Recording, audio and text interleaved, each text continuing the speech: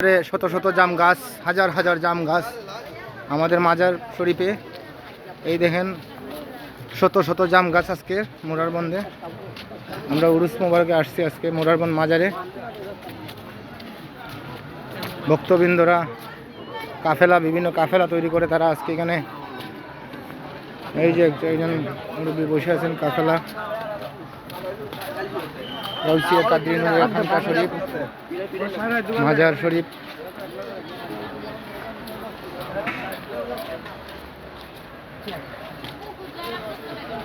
জাম গাছ আর জাম গাছ মোরারবন্দ মাজারে।